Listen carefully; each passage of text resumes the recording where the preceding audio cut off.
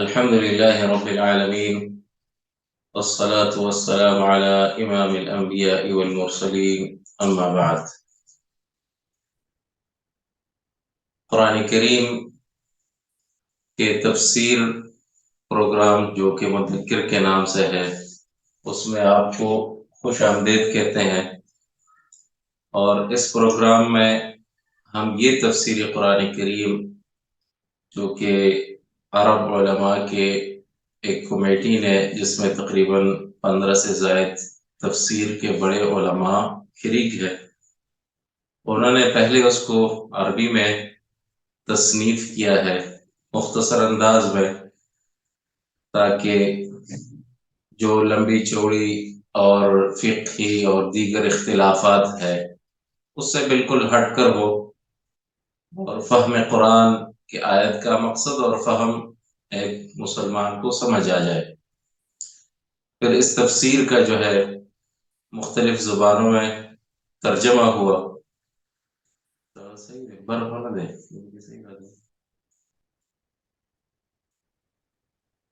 تو یہ تفسیر ہم نصابی شکل پہ پڑھاتے ہیں۔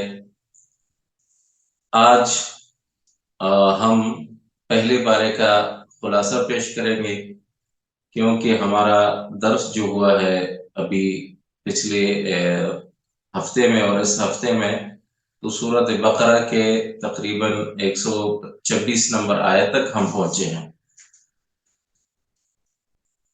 پہلا پارہ، اس میں دو صورتیں ہیں، یعنی ایک سورۃ الفاتحہ اور دوسرا سورۃ البقرہ۔ اس لیے پہلے سورۃ فاتحہ پر چند باتیں کریں گے، پھر اس کے بعد سورۃ بقرہ پر۔ سورۃ فاتحہ نبی صلی اللہ علیہ وسلم پر مکہ میں نازل ہوئی ہے، اور یہ ایک ہی دفعہ میں نبی صلی اللہ علیہ وسلم پر نازل ہوئی ہے، اور یہ تقریباً ترتیب میں 5ویں سورت ہے۔ پہلی دفعہ سورۃ علق کے کچھ آیات، اور پھر مزمل، مدثر اور قلم، اور اس کے بعد جو ہے سورۃ فاتحہ کا نزول ہے۔ سورۃ الفاتحہ، اس میں جو مضامین ہے، اس لیے اس کو علماء نے براعت الاستحلال کہا ہے، یعنی جب خطیب کوئی خطبہ دینا چاہتا ہے تو وہ خطبے کے شروع میں کچھ ایسے الفاظ استعمال کرتا ہے تاکہ سامعین کو اس کے موضوع کا پتہ چل جائے کہ اس کا موضوع کیا ہے۔ اسی طرح سورۃ فاتحہ بھی ہے کہ اللہ تعالیٰ نے قرآن کریم کو شروع کرنے سے پہلے سورۃ الفاتحہ میں قرآن کریم کے تمام مضامین کو رکھے، اور اس لیے سورت کا نام سورۃ الفاتحہ ہے۔ فاتحہ کا معنی افتتاح، اور ہم شروع اسی سورت سے کرتے ہیں۔ اس سورت کے چند اور نام بھی ہے، جس طرح السبع المثانی اس کو کہا گیا ہے، سورۃ الحجر میں ہے وَلَقَدْ آتَيْنَاكَ سَبْعًا مِنَ الْمَثَانِ وَالْقُرْآنَ الْعَظِيمِ۔ نبی صلی اللہ علیہ وسلم نے بھی فرمایا ہے کہ سبع المثانی سے مراد یہ سورۃ فاتحہ ہے، اور سبع مثانی اس لیے اس کو کہتے ہیں کہ اس کے آیات 7 ہے، 7، اور مثانی بار بار دہرائی جانے والی سورت۔ تو ہر مسلمان اس کو دن میں کم از کم 17 دفعہ پڑھتا ہے، اور جب کہ نوافل اور سنت وغیرہ اس کے ساتھ ملائے جائے تو بہت سارے بنتے ہیں، لیکن یہ کم از کم ہوتا ہے۔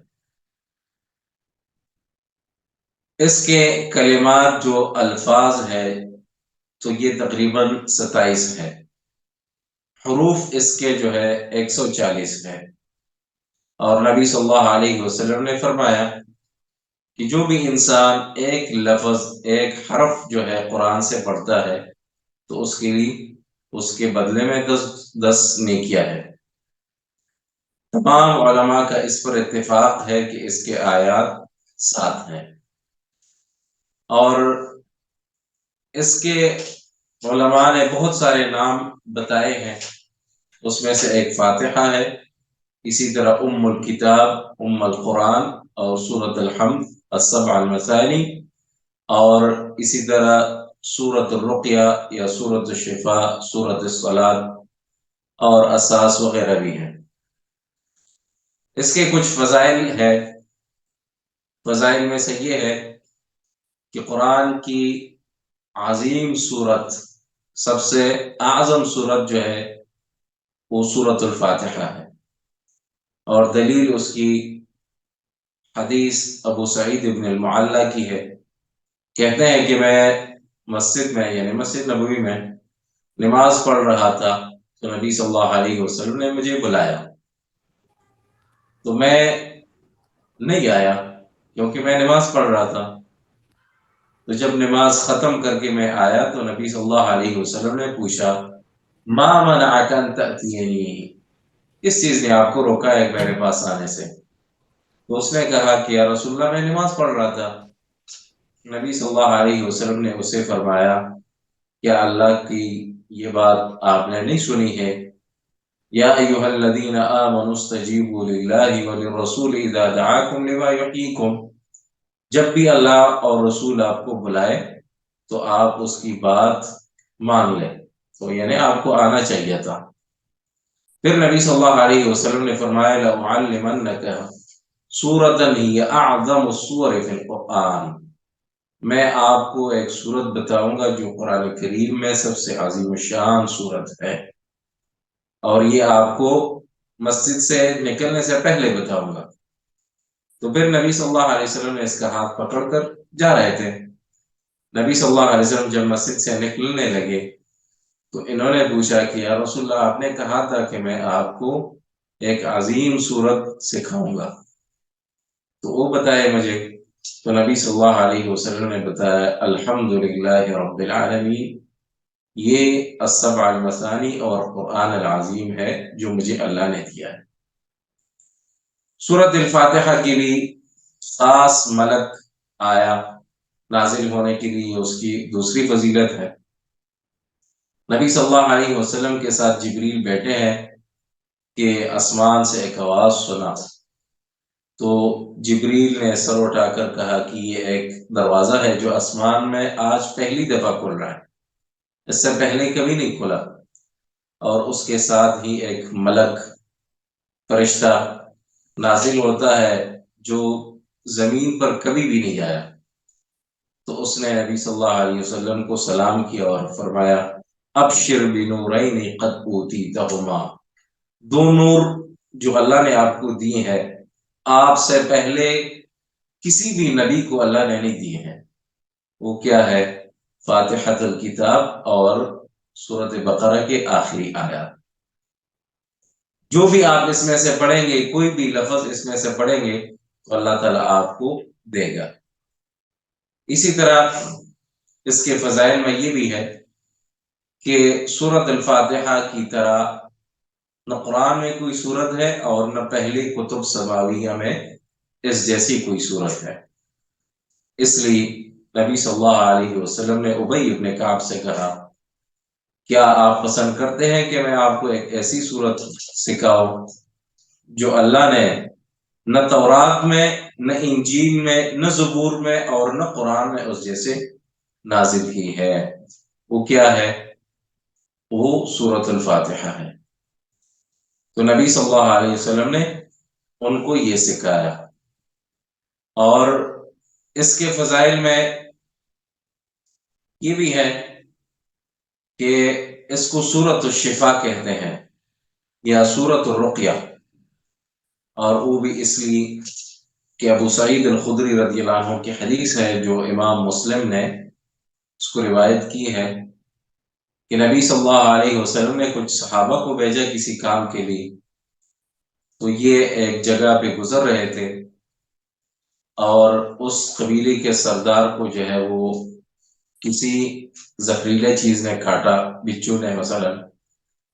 تو ان میں سے ایک عورت آئی اور وہ کہنے لگی کہ ہمارا سردار جو ہے اس کو اس طرح کا مسئلہ ہے اور مرد جو ہے وہ نہیں ہے گھر میں، تو آپ میں سے کوئی دم کر سکتا ہے؟ تو ایک بندہ اس کے ساتھ گیا اور اس نے سورۃ الفاتحہ سے اسے دم کیا، اور کہتے ہیں کہ وہ اس طرح فوراً ٹھیک ہوا جس طرح کہ جانور کو، اونٹ کو کسی نے باندھا ہو اور پھر کھول دیا، فوراً ٹھیک ہو گیا۔ اور بخاری میں ہے کہ اس کو پھر جو ہے اس کے بدلے میں 30 بکریاں انہوں نے دی۔ تو نبی صلی اللہ علیہ وسلم نے اس سے پوچھا کہ آپ کو کیا پتا تھا کہ یہ ایک دم والی صورت ہے، رقیہ ہے؟ تو اس سے دم کرنا یہ کیا ہے؟ شفا ہے۔ اور اللہ تعالیٰ فرماتے ہیں وَنُنَزِّلُ مِنَ الْقُرْآنِ مَا هُوَ شِفَاءٌ وَرَحْمَةٌ لِّلْمُؤْمِنِينَ وَلَا يَزِيدُ الظَّالِمِينَ إِلَّا خَسَارًا۔ ہم جو قرآن نازل کر رہے ہیں یہ مومنوں کے لیے رحمت اور شفا ہے، اور ظالموں کے لیے، جس سے مراد یہاں پہ کافر ہیں، ان کے لیے خسارہ ہی ہے۔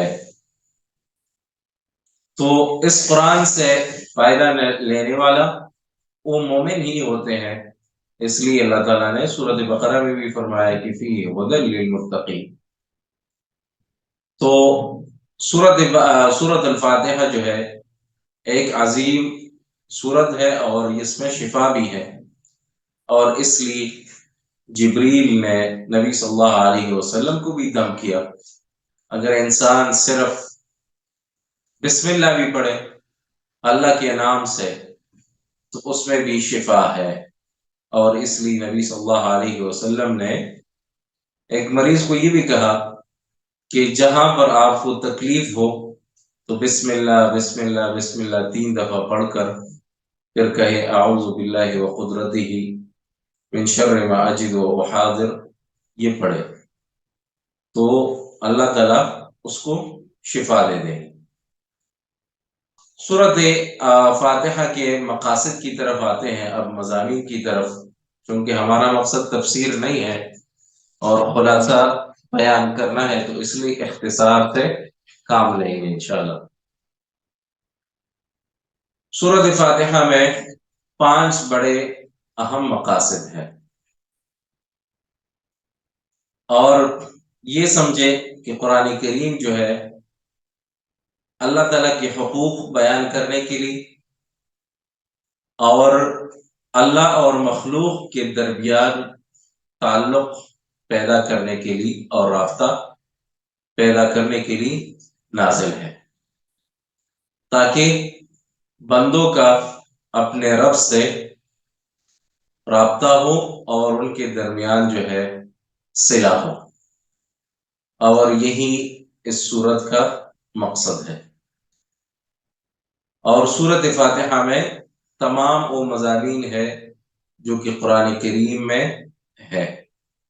تو پہلا مقصد وہ توحید ہے جو الحمدللہ رب العالمین میں موجود ہے،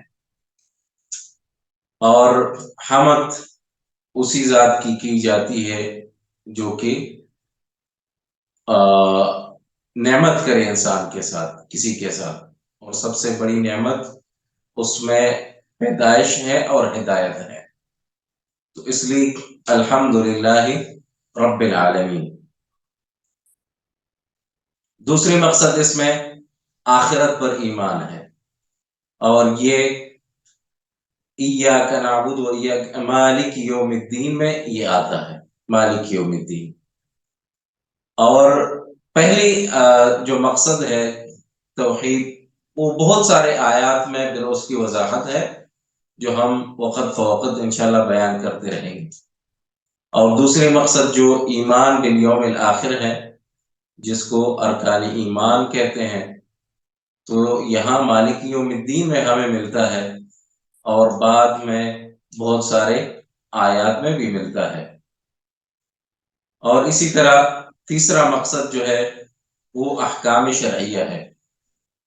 احکام شرعیہ یعنی نماز، زکوٰۃ، روزہ، حج، اذان، قربانی، نذر، توکل، خوف، رجا وغیرہ، جس کو اللہ تعالیٰ نے ایاک نعبد و ایاک نستعین میں سمیٹا ہے۔ کیونکہ ہم تیری ہی عبادت کریں گے۔ تو عبادت کیا ہے؟ تو عبادت یہ چیزیں ہیں جس کو ہم ارکان اسلام کہتے ہیں، اور عبادات قرآن میں پھر بار بار آتے ہیں کہ یہ عبادت ہے، یہ عبادت ہے، یہ عبادت ہے۔ تو اس آیت میں کیا ہے؟ مجمل ہے کہ ہم تیری عبادت کریں گے، اور باقی آیات میں پھر قرآن میں جگہ جگہ پہ اس کی تفصیل آتی ہے۔ اسی طرح وَإِيَّاكَ نَسْتَعِينُ، تجھ سے ہی مدد مانگیں گے۔ انسان کی ویسے دو بڑی بیماریاں ہوتی ہے، ایک بیماری ہے تکبر اور دوسری بیماری ہے ریا۔ تو ایاک نعبد میں ریا کا علاج ہے کہ خاص اللہ کی عبادت کرنا، یہ کیا ہے؟ ریا کے منافی ہے۔ اور تکبر، اس سے بچنے کے لیے کیا ہے؟